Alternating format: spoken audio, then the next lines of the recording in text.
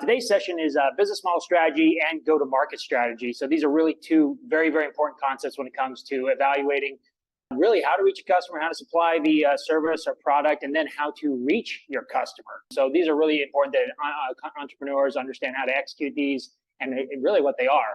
And today's speaker is Tom Yates, who is an expert in both these topics. So Tom is a technologist, strategist, and an entrepreneur. He has more than 20 years of experience in Silicon Valley building products and taking them to market.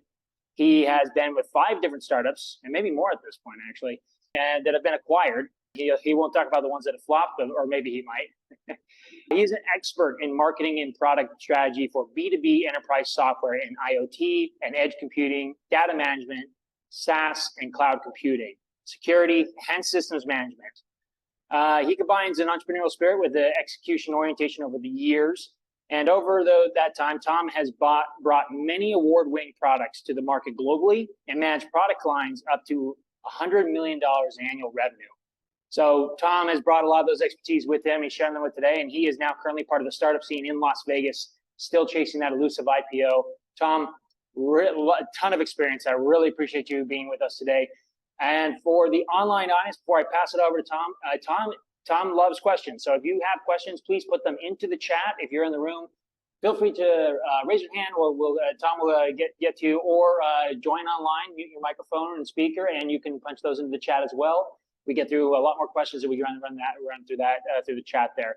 But without further ado, Tom, to you. Thank you so much. All right, thank you, Logan. I'm a little impressed with my number of levels of expertise, Logan. I didn't know I was an expert in so many things. But anyways, today we are here to talk about business models and go-to-market plans. As Logan mentioned, maybe just one slide on me so you guys know who you're dealing with. I worked in the Silicon Valley for a long time, a bunch of startups. The ones in the underline here, companies that went through acquisitions. The other ones were failures. So I've kind of sat on both sides of the fence with startups and how they can go. And then I've worked for a bunch of the larger companies in the Silicon Valley, gained a lot of experience in how things scale and how to make things work at large levels, and get comfortable with larger budgets. When at startups you have no budget. So there we go. So let's get right into the business models and go-to-market plan. The first thing I want to do today is just define these terms, because there are probably as many variants of these definitions for these two terms as there are people who are willing to define them. So let's see what ChatGPT said. No, this did not come from ChatGPT. But basically what we want to say with the business model is a business model is what defines the structure of how your company operates. It's a high-level entity. It's a strategic concept about how your business is going to run.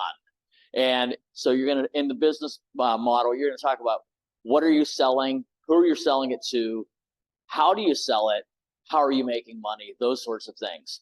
So those are just at that level. And then the next level down is what we would call your go-to-market plan, which once you've defined what you're selling and how you're selling it, the go-to-market plan details all the tactical activities, everything that you need to do to bring that product to market, right? So that's what you're going to say to your customers about your product.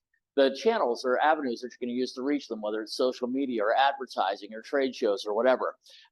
Which customers you're going to prioritize. You're going to prioritize customers on the left side of the room or customers on the right side of the room, right? So those are the sorts of things that would be in your go-to-market plan. Just a detailed, understanding of how you're going to go about the process of achieving the goals defined in your business plan. And we're going to go into each of these in a lot more detail. This is just an overview to get us set up. Any questions to this point? So let's talk a little bit about building your business plan and what does that entail. Okay, so the first thing we want to talk about is like when you're in your business plan, what are you selling, right? And we always think about a product as a entity like a phone or a bottle of water, something that you can sell. But products can be more, other things besides something tangible like that. They could be services, or they can even be other things like access to things. Like there's a business network where you can join the business network, meet up with everyone on Wednesday morning, have coffee, share leads, that sort of stuff. So access to that network is actually a product that can be bought and sold. So as an example of an access-oriented product. Matt, can you think of any other kinds of products or services that I haven't named here that might be interesting to our audience? Well, I'm working on So Matt was saying that yes, and his product is a tangible hardware product. It is a musical device or a device that musicians can use to carry electronic digital instruments and use those instruments in a live music performance in a mobile fashion, right? So they're not locked to a specific location. All right. So the first thing that everyone needs to do when they're working about their business plan is decide what are they selling. And it's important that you understand whether you're selling a product, a service, an access, or whatever it is that you're selling, because that's going to later tell you how you go about the process of organizing the sales, because there are different tactics and strategies for each of these sorts of things. Next thing I want to talk about in your business plan, think about with your business model, is now you've got your product. Now you want to talk about who you're selling it to. This is a really important concept, especially when you're talking about like you're building a pitch deck or something like that for investment capital. This is how you define your target markets and how you do your market segmentation and get down to your service addressable market and your service obtainable market, right? But you have to say, hey, who's my market? Am I selling to specific locations? Am I selling to the United States or Europe or both? Did I include Africa in my sales, Asia in my sales? Do I have the skills in my company if I need that, native language skills in those regions? So there are lots of ways that you can, do those geographic breakdowns and make those decisions. Most companies start with a small geography, even as small as Las Vegas. Lots of other attribute ways that you can split your market. Demographics tell you who your customer is by things that we could recognize, like gender or age or purchasing power, zip code, just very simple identifiable things like that. Psychographics get into a little bit more about why someone's going to buy your product, right? What is the personality trait that somebody might have? In some products, this is more important than others. If you're selling, I don't know, let's think of something risky like a firearm, right? So people might have to have, a different buyer profile, a psychographic profile, to be interested in something that attaches to a firearm than a person that's interested in children's toys. But anyways, you just have to kind of go through, what am I selling, and what's the profile of the user psychologically that would be interested in this? What would make a musician want to carry around and why do they want to carry it around? What's in their head, and then how can I later message that? There are some behavioral things that you can look at as well when you're deciding to do your target market. Like if you're selling a subscription service, one of your segments could be people who are about to renew, right? Or you could be selling devices, like we have someone that's occasionally shows up at these meetings that does watches, right? So that person may be reaching out to people who are doing anniversaries or graduating from flight school or something along those lines. So those sorts of more behavioral events that you can target for and segment by and size market specific to those things. And in the B2B space, especially, we talk about firmographics, right? Which are more about, they're kind of like demographics, but for a business. What's the size of the business? We differentiate a lot between small, medium, and large businesses or enterprises. We talk a lot about industry verticals because different verticals have different uptake cycles for different things. Different verticals are known for more or less technology risks. So we talk about finance, insurance, telco, those sorts of things. Anyhow, and how the age of the question. Now, on the right-hand side, what I'm talking about is this is your target market, and there's a closely related concept, which is the buyer persona. So your target market is all the definitions of kind of what you're again, how you're segmenting the market and who you're going to attach.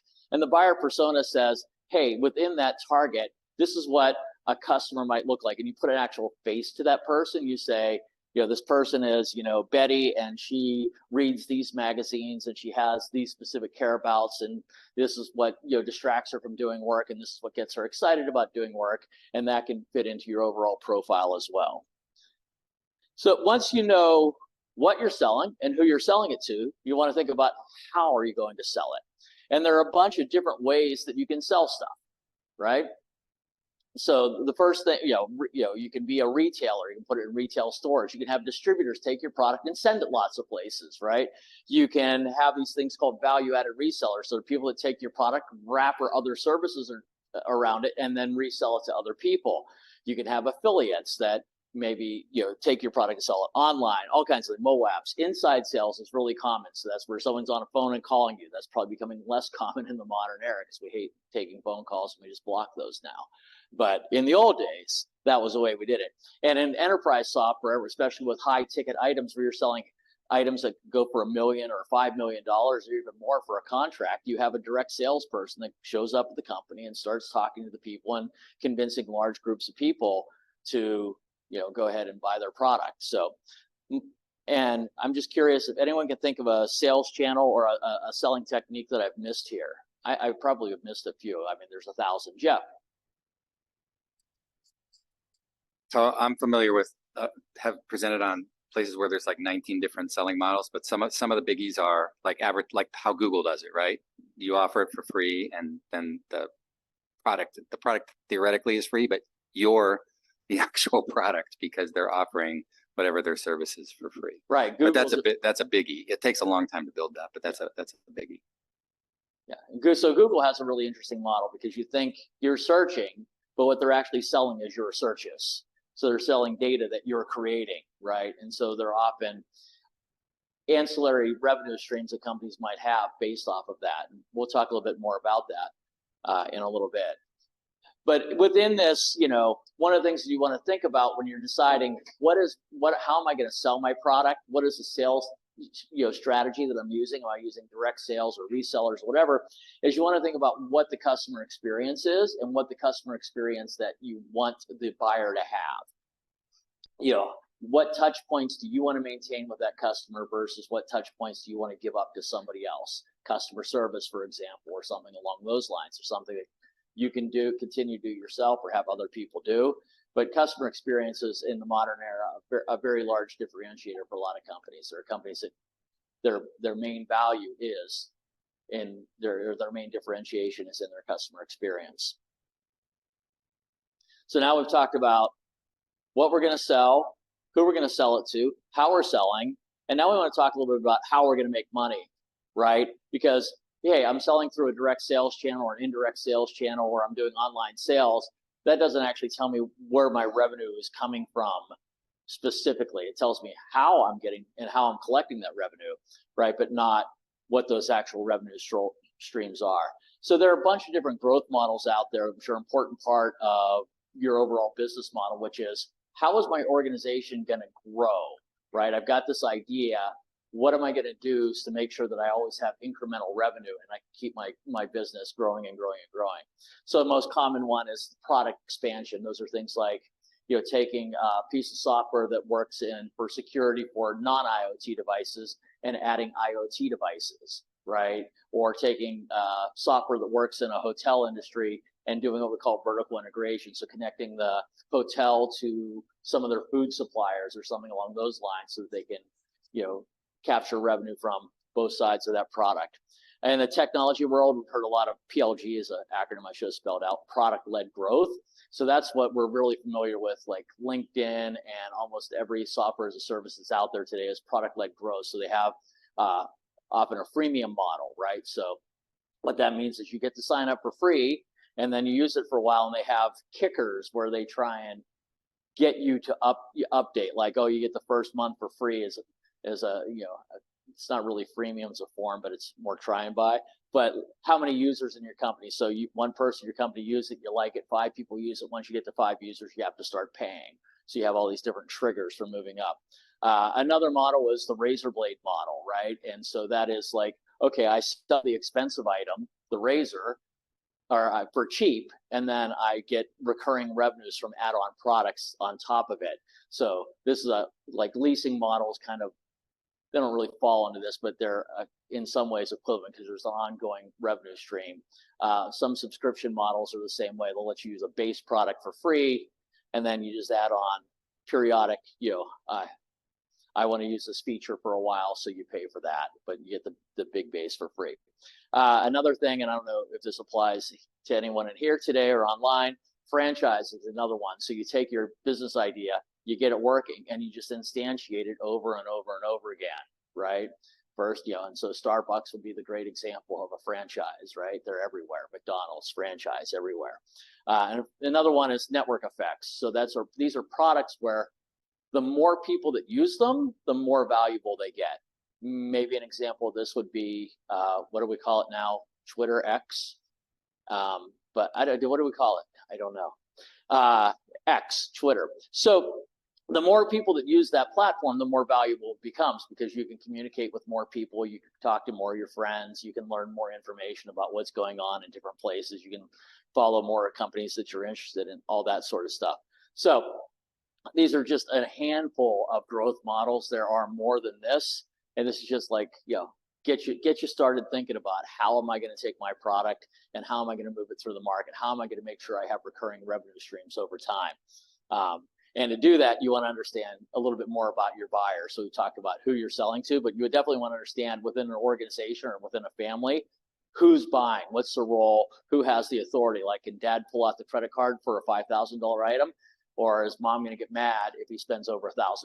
You need to understand those sort of things, because they impact how you go about selling things, how you go about pricing things, right? And then who are also the influencers, right? So oftentimes parents will buy products for kids. So kids would be an influencer. What my kid wants influences what I buy, right? But the kid has no budget and no authority, right? But they're definitely an influencer.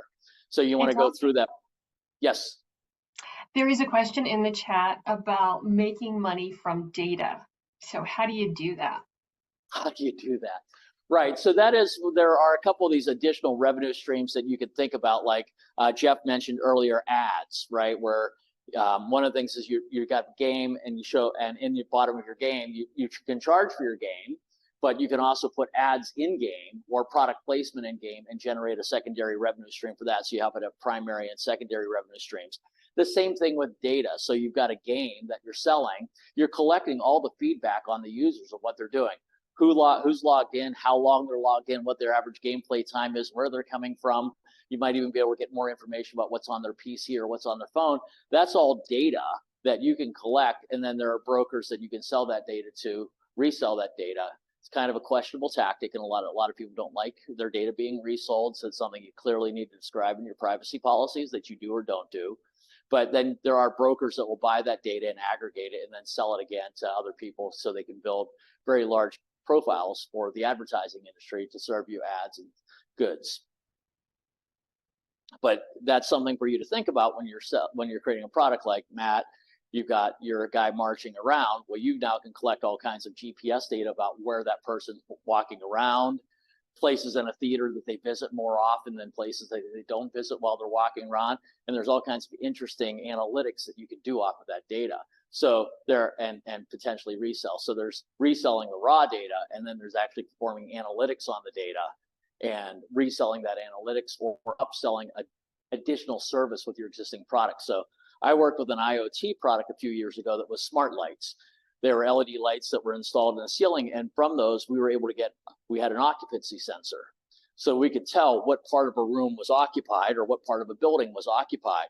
So while the lights are what we sold, right, what we were able to do is sell an additional service that said, we can tell you what your building occupancy rates are, your building utilization rates are. So we can tell you if you have a conference room that's only being used an hour a day, or if it's being used 10 hours a day by 2 people, right? But it's a conference room for 20 people. So we could give all kinds of data like that to building owners so that they could decide how to redo their floor maps and generate more revenue out of the existing space that they had, or make better use of it. All right. Moving on then.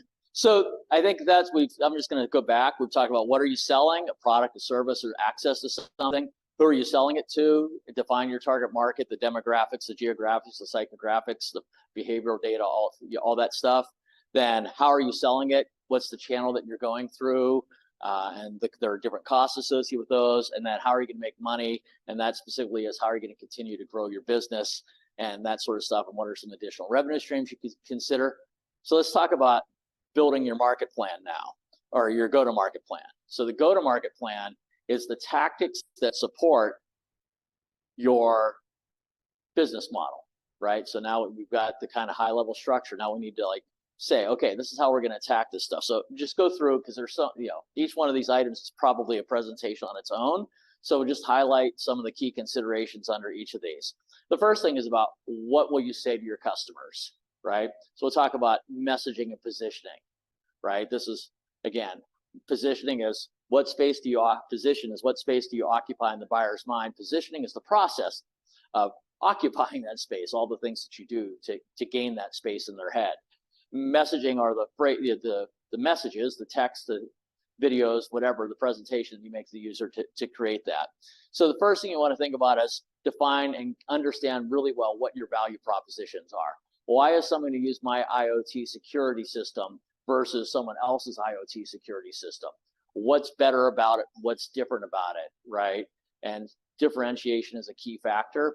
If you can't tell me why I should use your product versus anyone else's, you probably don't understand the market well enough. You really need to be able to say, why is my product different? Why is that an advantage for the consumer? I always like to be able to answer 3 questions, just as a test that I've got this stuff understood. It's like, why does a customer need this product? Why does a customer need, a musical instrument? Again, I'm going to go back to Matt, a carrier for a musical instrument. Why do they need that? Why do they need that now, right? As opposed to next year or 5 years from now, right? And why do they specifically need mine? And that again gets to that point of differentiation. Why is my carrier for an instrument better than someone else's carrier for an instrument? I did put a couple of books up here that I've read before that I really, really like, that provide a lot of, kind of guidance in this area. Positioning, The Battle for the Mind. I think that was Jack Trout. I'm not sure. It might have been Reese. Does anyone know who did that off the top of my head? I can't remember. I can't read either. Jack Trout is a famous guy in the marketing space, wrote some of the early and seminal books on marketing, but Differentiate or Die probably hits pretty hard right there in terms of how important differentiation is. If your product is not differentiated, why will I buy it? I need to understand why I'm going to buy it. Otherwise, I won't. And Contagious is another book that kind of goes through how you can think about creating something that has more appeal and will just help you catch on with users, how you can appeal to users. Hey, Tom. Right. Yes. David put in the chat, read. Great book. REID, read. Okay. Yes. And Read. Have you heard of Hooked by Nir Eyal? Because it's similar to the last one, making things that are hard to put down. Okay. What was the name of that again? Hooked. Hooked. Yes. And that's similar to Contagious. Okay. All right. Oh, and so David corrected himself. It's Reese, not Reed. Yeah, Reese. It's Reese and Trout were like 2 of the guys, right? That were the early movers and shakers in marketing, right? Wrote a bunch of different books. So Reese, R-I-E-S, I think it is. Yeah. Al Reese. All right. I think that was his name. Okay. So this is what we're going to say to our customers. But now that I know what I'm going to say to someone when I see them, I need to find them so I can say something to them, right? So that's what we want to talk about now. How will I reach my customers? So there are all kinds of different avenues for reaching your customers. This is just a mere, scratching the surface of different ways of reaching your customers. Like, the thing I wanted to call out mostly though is like when you're thinking about this, we talk about something called owned media. This is a thing my company owns. When I have a product, my company owns the website. My company owns the social media posts that I create, right? If there's a directory listing about my product, I can own that. Like on Yelp, I can own my directory listing and I can control some of the stuff that gets said about or posted about my product. Not everything, right? So the things that I own, I can control. I can control the messaging and I can control the way that customers look at it, their experience, how they perceive me. There are, so that's one thing, and that's relatively inexpensive. Something that's really, really, really valuable is what we call earned media. And this is when other people start talking about your product, not paid to talk about your product. So this is like, hey, I'm a big fan of the Sonicare toothbrush, right? So I'm always going to my friends, you need a Sonicare toothbrush, right? That is not really because I'm talking to them, but if I were to write social media posts about that, or if I was a dentist, right, and I was like publishing an article saying, hey, do this. So that is just information about your product that gets out there that you've earned other people's desire to talk about your product. And that's really valuable because it's not you saying it, it's someone else saying it, right? And again, when people look at it, they go like, oh, that's not a paid endorsement, because once you get paid, and that's the next thing, paid media, everything in there is, the trust goes way down on what's happening in paid media. So paid media is all kinds of things, from digital advertising, affiliate marketing. But one of the fun, interesting areas that you'll see is really popular right now is sponsored content, because, the phrase is content is king. So with sponsored content, what you can do is say, newspapers or websites, blogs, they'll always be looking for content, interesting content they could post. And your PR firm will tell you, hey, this newspaper, or this site is looking for articles about IoT security. And they'll ask you if you want to write an article. You can write an article and it will post on that site. So it's content, not on your site, on their site. So it's not owned media, they own it. And you're usually paying for that. So that's paid content. But it does have a little more air of legitimacy, or a little less doubters, it's a little less suspect, or whatever. Don't know what the word I'm looking for there is. But when you see an ad, you're always like, but these have a little less of that. Okay, moving on. As we have how we'll reach these customers and all these different avenues that we listed there, and many, many more. But we want to talk about which customers will be prioritized, because again, our go-to-market plan is not our overall business model. Our business model has said we're going to go after these things we define demographically, firmographically, psychographically, right? We've defined all those things. But within that, we often can find smaller things that we want to go after, right? For example, a really common one in the tech sector is we'll be having a problem with a competitor, and we'll create within our go-to-market plan an attack vector against a specific competitor, right? So we'll offer some sort of incentives, or some sort of like in the data industry, you might offer a data conversion utility that will convert data from a competitor's format into your format, and let that be available for free to eliminate a barrier to adoption. So there are lots of different examples of targeting specific types of users. For startups, one of the really common things is to do some sort of loss leader, because one of the hardest things to do is to acquire customers. So if you can come up with a way of acquiring a customer for free, even if it costs you money, right, then now you have the customer, you have a relationship with them, and now it's your job to deepen that relationship and get them to give you money. But you actually then acquired the customer, even if it cost you more money to get them. So a lot of people could, let me back up. Freemium products are a great example of this. Freemiums, sign up for free, and then we have a whole process of trying to get you to use the product more often, email campaigns and all kinds of other things to try and get you to use the product, engage with the product, and upgrade to a paid subscription. So in a lot of cases, that is incorporated in the marketing budget right? So that it becomes a marketing cost, because again, it's a way of acquiring customers. It's an alternative to advertising. All right. Moving on then. The next question is like, okay, now I've got my I've identified my customers, and what segments I want to go after, which specific people I want to target within that. Now we have to figure out how much we're going to charge them, right?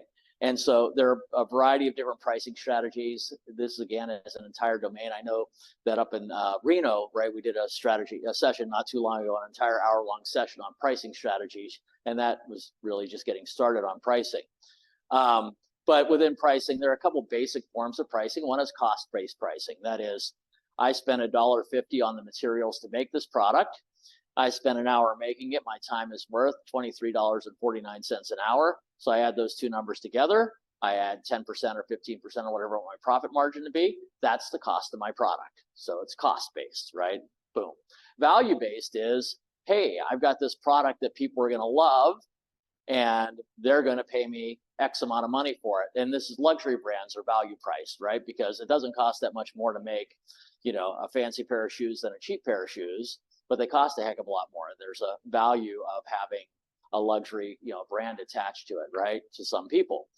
And then there are hybrids where you don't go totally with either spectrum. You say, well, I want to do cost, but I want to, have a little bit more margin. So I'm going to, mix in value-based pricing and try and figure out, a middle point there. But there are some key metrics when you're going through the process that you should know. One is, how much does it cost you to get a customer?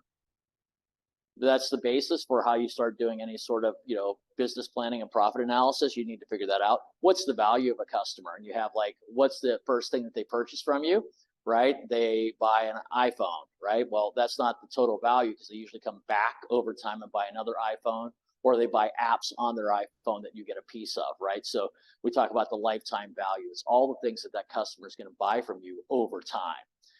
And so one of the growth strategies is to focus on that lifetime value, and how do you sell that person more and more products and expand your reach into their pocketbook. In software, customer retention rate, especially in software as a service, is really, really important.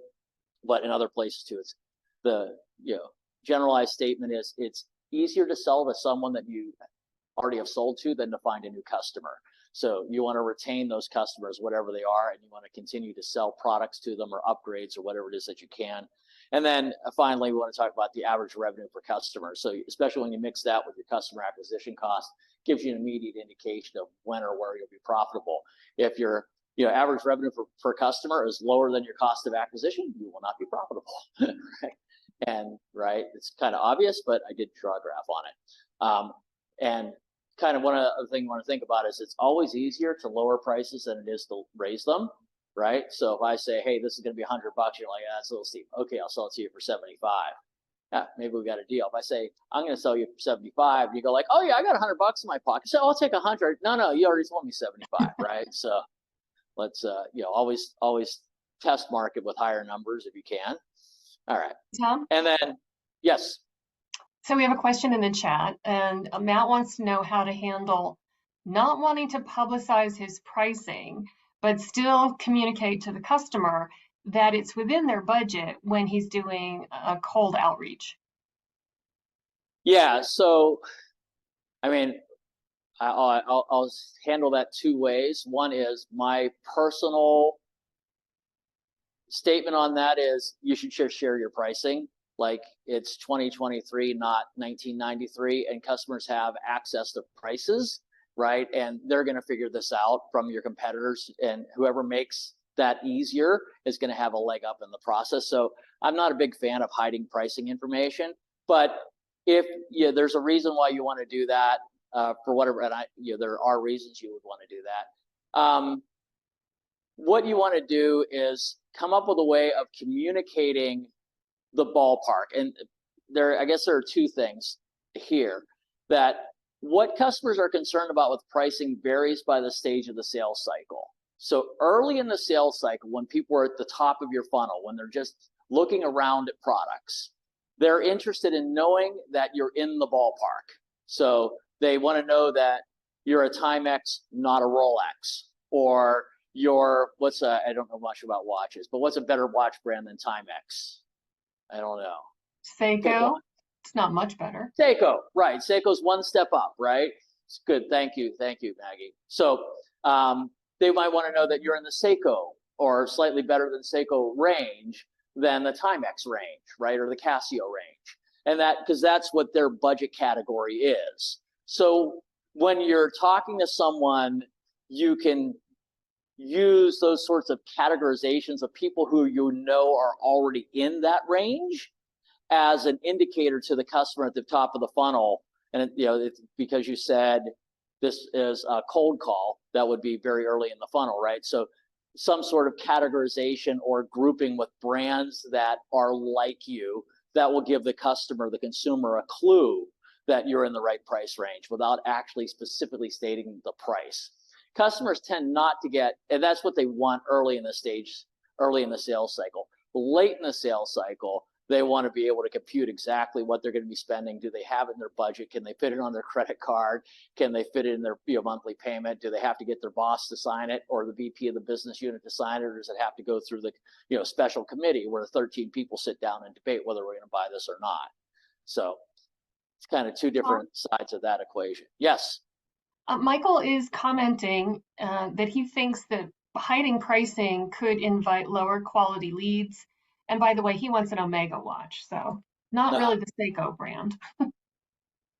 Yeah, I mean, there's lots of reasons why you don't want to hide pricing. And part of it is there's a consumer expectation that's been set now because information is available everywhere, and whether you put it on your website or not, there are review sites and Reddit forums or whatever else, and whatever. So it's almost always possible to get, if you want to search, to find a range for pricing. So it's often annoying to the consumer that you're forcing them to go through that step, right?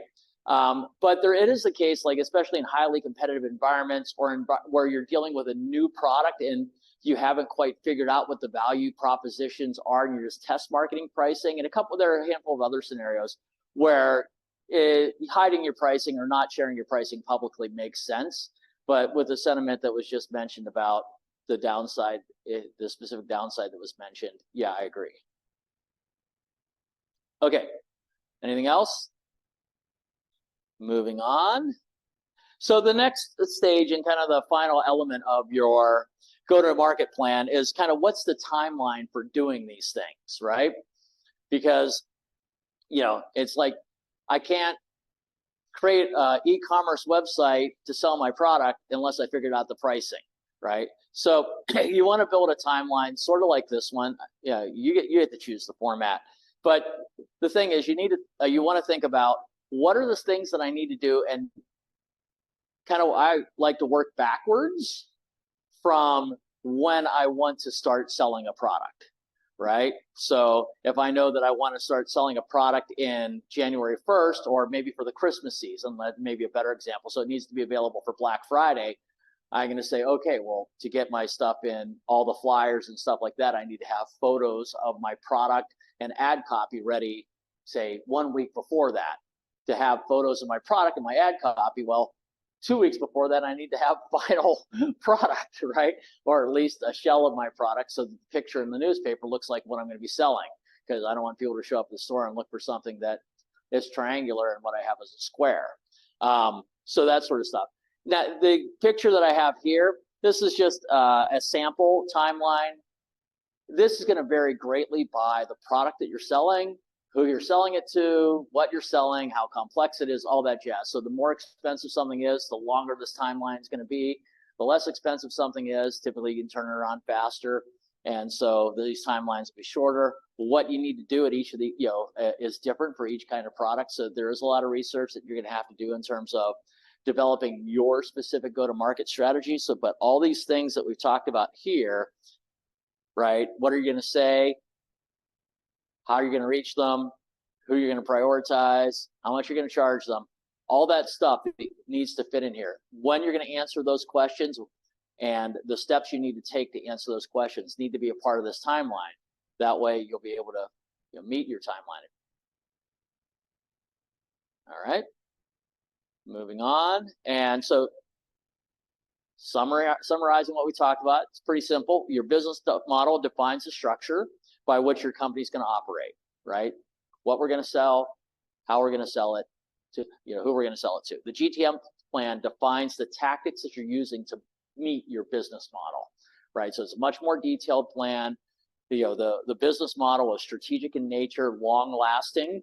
The GTM plan is usually something that lasts for a shorter amount of time, specific to a product launch or a new product release, or overall strategic initiative to your company.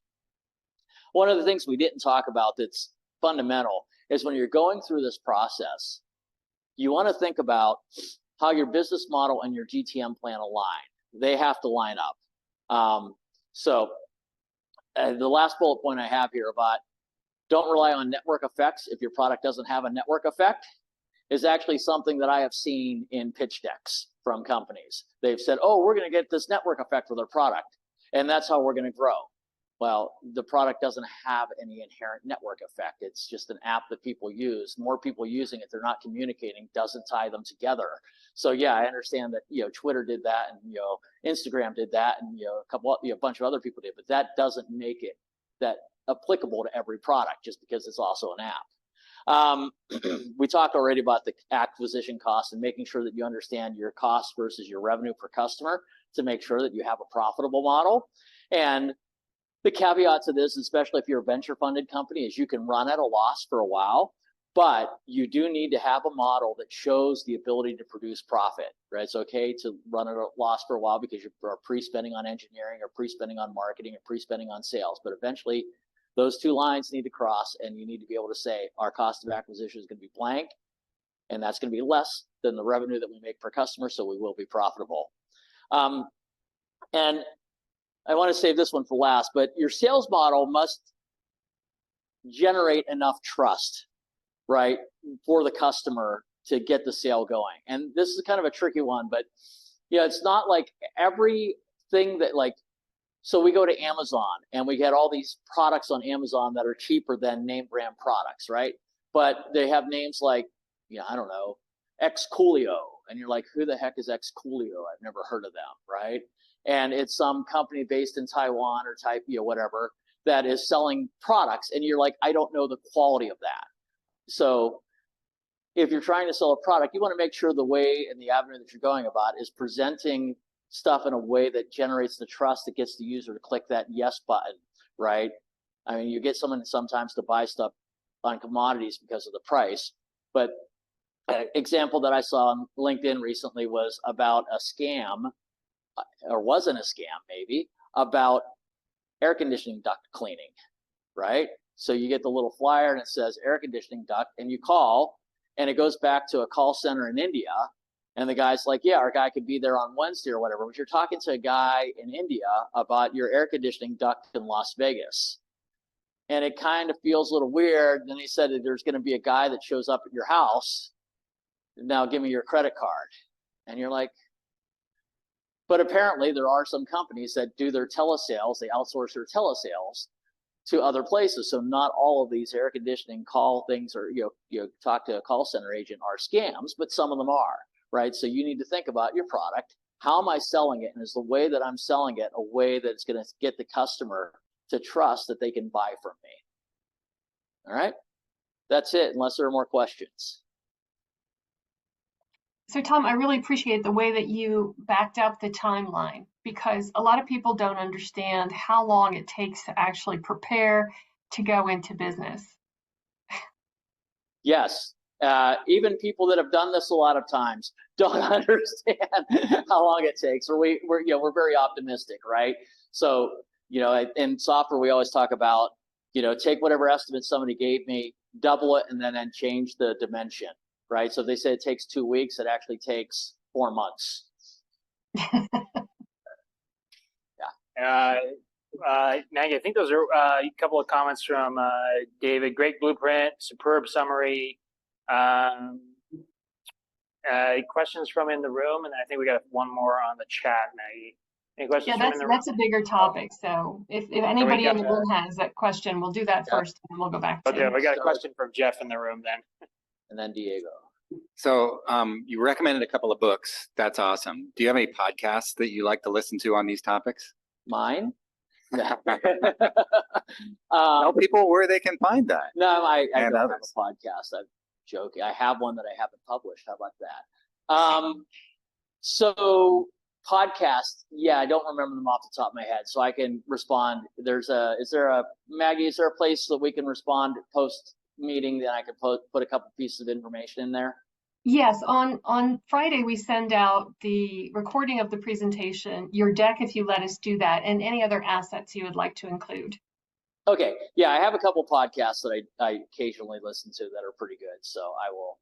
And there are bloggers especially if you're into statistics, I read Avinash Kaushik, yeah, that's his name, a lot.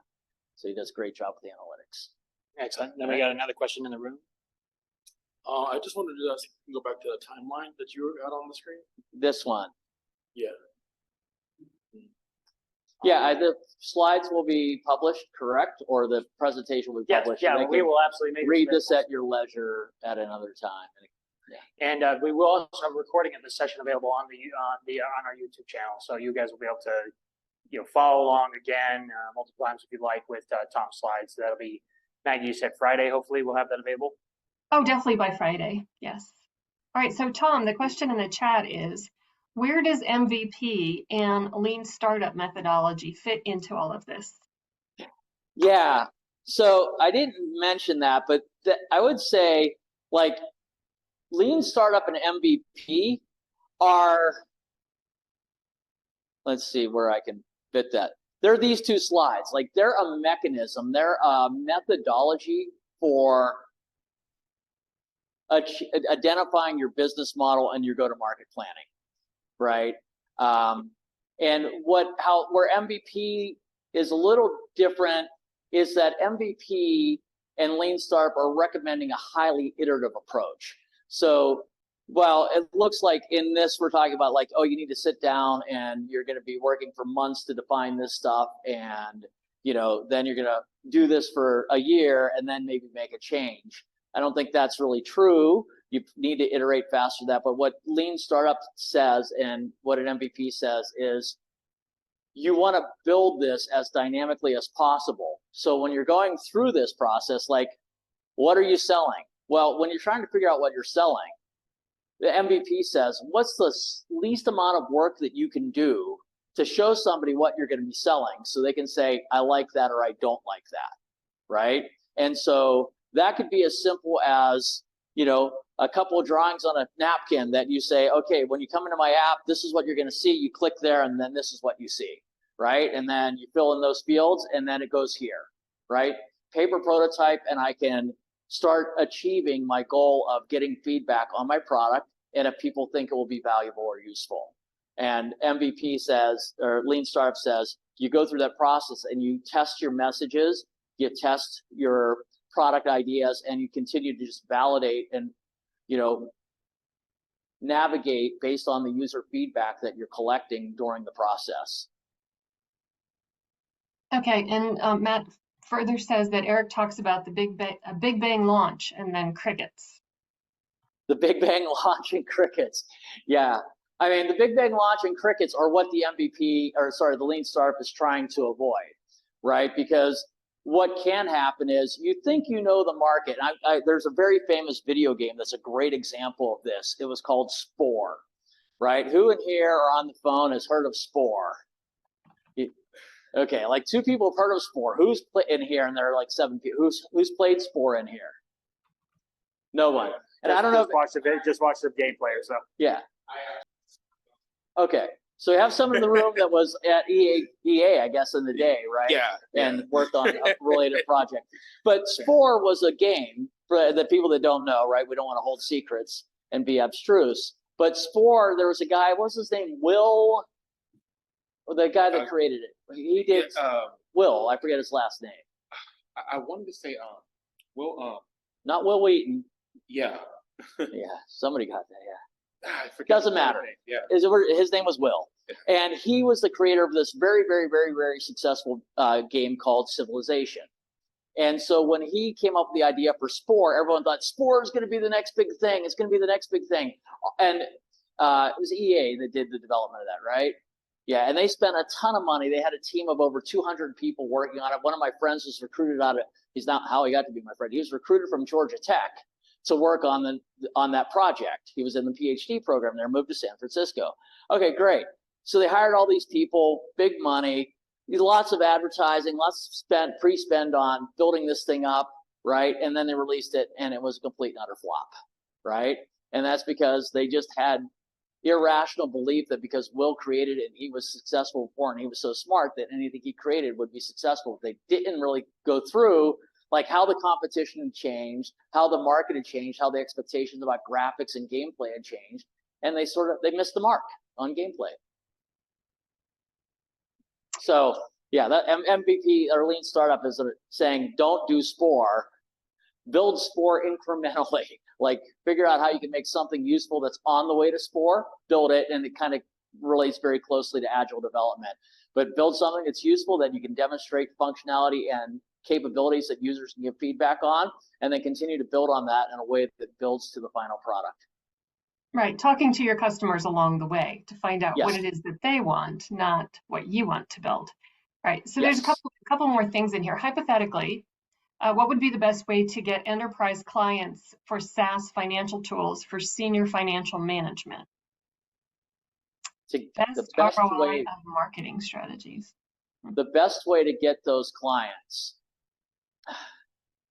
Yeah, I don't have an answer off the top of my head. I mean, you think about, if you're a startup going after these guys, you want to do a really good competitive analysis of what are the gaps in the market and how you can, why people like is your product addressing a space that isn't yet addressed, or are you addressing a space that's already addressed but not addressed in a user-friendly or complete fashion or something like that? Because that will give you different levers for how you approach the people, right? This is a capability, like a buddy of mine is working on, I think they call it quote to cash software, right? So how do you do complex invoices? And one of the problems is, like, in really complex invoices, some of the stuff is in Salesforce and then it has to go to a billing system. Those things aren't tied together. So they've created software where all that is one object that is tied together, and so they can do a lot better and easier to use way of getting the sales guys to generate invoices that match what the company's actually selling, and that the finance team could get the terms correct on. So they're going after a gap in the market, and so they are immediately saying, their marketing message is, are you having quote to cash problems? We'll fix that for you, right? And so and people who aren't having quote to cash problems, don't call them. People that are, they get to talk about their product, right? So, I think that's part of it. And I think with a startup, you probably need to address at some point, I think the psychographics of whether your users are risk averse or not. A lot of finance users are risk averse, so that's probably something you want to think about. The steps in the right direction, or a direction there anyways, but I'm not sure they're right. But yeah, and thoughts? if you've not done enterprise sales before, you need to know that it's a long sales cycle. But once you get that customer, you've got them for a while. All right. Any other questions in the room? Maggie, do we have any else? Are there any other online? I'm waiting for. Yes, Tom, you put your email on the last slide, but now we're not looking at it. Was it tom@yatestown.com? Yes, I put, and my LinkedIn is on there. I just there we go. Yeah. Okay. I don't know. I can't copy that. Yes. So for the people online, you can have a look. This will also be, we're going to send you the deck, so you'll be able to look at it. But in the meantime, I put his email in the chat. Let's see. David is piling on. He said Michael Cimino produced the Deer Hunter movie. It was a smash hit. The next movie was Heaven's Gate, which destroyed United Artists Studio. Yep. And do you have any recommendations for enterprise sales resources? In terms of learning, like books? Yeah. Jeff used to do this, so he may have, I know he liked Spin Selling as a book. Yep. So it's an oldie but a goodie. Spin Selling. Why buy anything? Why buy my stuff? Why buy now? Always answer those 3 questions in that order every time without exception. What he did. That's what I did with sell to enterprises. Yeah. The value selling methodology, which is articulated in many different books, is another place where you can look for some help on that. Yeah, there are a couple, like one of the canonical books, if you want to go old school, is Crossing the Chasm, right? That gives you a breakdown of like different buyer types and stuff like that. You don't have to necessarily buy in their whole model of the chasm for that book to be useful. Consultative selling is another approach that a lot of people use with enterprise, especially larger enterprise software deals. So, and yeah. Any additional questions in the room? Yeah, so my question is, so what would you suggest with regards to being either more like for either go to market or just your process of being able to reach out to your customers, not necessarily just within the sales process, but just in general, right? So just being able to just acquire them. And then so what would you suggest with regards to, should you be either more marketing driven, as in, of course, going through you have a set of marketing tactics that you follow, you have, versus sales driven, like kind of just being able to, of course, when you first start out, you're not going to have a whole sales team available to you, but you're obviously, your small team is going to start to sell or need to do some selling. Thank you for pointing out the flaw in my slides. But yeah, the common models, right? Market-driven, sales-driven, product-driven are 3 models that people will talk about in terms of how they reach customers.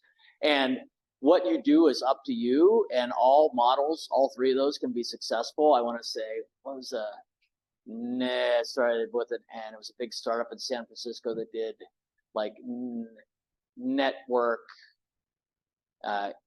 analytics, or like web app analytics, net dynamics maybe. Anyway, they were completely marketing driven.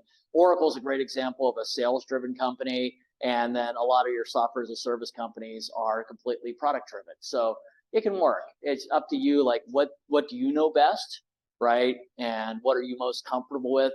What touch do you want with the customers? Do you have the channels to get feedback or interact with your customers, and knowledge or the skills in your organization to do that digitally, or do you need to do that more with a personal touch? I think I have one more point to make there. I forgot. I would add the point that the founder needs to make the first 30 sales. You have to do it. That was it. Because and for people in the audience, like Bessemer Ventures has a really good website where they blog about their portfolio companies, their successes and their failures, and analytics on them. And they have a series on going from 0 to 10 million, 10 million to 100 million, 100 million and beyond. And they say 0 to 10 million is founder-led sales. So you might have a sales guy in the company, but he's not actually doing the sales. The founders in the company. And they're basically saying until you get to about 5 million, you really shouldn't even hire a sales guy. That's all founder-led sales to a certain point. And then when the founder can do it and has his messaging down, then you can then replicate that to a sales guy. But the worst thing you do is hire a bunch of sales guys that don't have a message and send them out to spin their wheels. So 0 to 10 million is almost always founder-led sales, or beginning that transition from founder-led sales to a sales team. Thank you, Maggie. Welcome, Tom. Thank you for coming tonight. I'm sorry, I just have one comment about the timeline that you posted. Yeah. It's remarkably similar to where I find myself when I look at the end event, the Big Bang, introduction, which for me is the NAMM show, the National Association of Music Merchants, which is coming up in January in Anaheim. And so I'm on that track right now to introduce my product at this one of the world's largest music trade shows. Can you place the timeline back up? Yeah. That might be helpful for me as an exercise. Yeah. They would see, like, am I missing anything? Well, and this is just a sample, right? This isn't like an exhaustive list. Right. You need to go through this for your organization. This is just a sample. And we'll of course make this available. But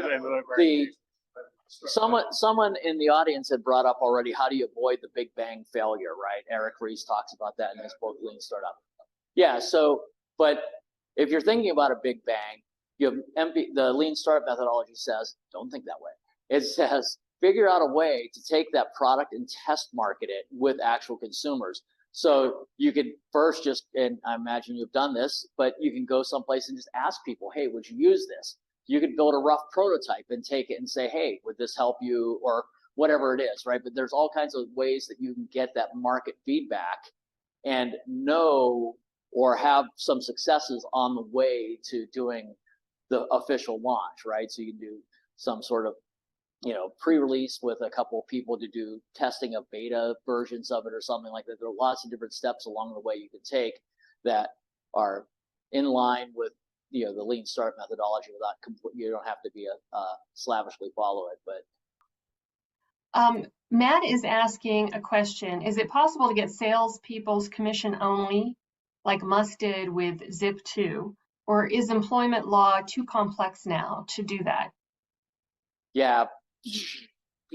Over my Tom head. doesn't know. I think I what you don't have to do know for about employment law. I do know that there are companies that attempt to hire people on commission only, and I think people generally look down on that as more like scamish than actual job opportunity. If you're a good sales guy, you probably don't need to go work commission only. How about that? So it'd be hard to find a good sales guy that way. What's going on? They asked, does that say 12 months? It says 3 months. That's 3 months. But again, ignore that. That is just a sample. Doesn't have anything to do, like yours will be different. I've done products where this timeline is 18 months long, right? I've done products where this timeline is 6 weeks long. All right. Well, Tom, thank you so much for joining us and really appreciate it. Reach out to Tom at yatestown.com, connect with him on LinkedIn. Tom is one of our mentors. I mean, he's very generous with his time there, though he might already be booked out. But if you are interested, feel free to reach out to us as well. And of course, you can catch Tom at most of our events as well on the Startup Vegas side and the Startup NV side. Tom, really appreciate it. Thank you so much.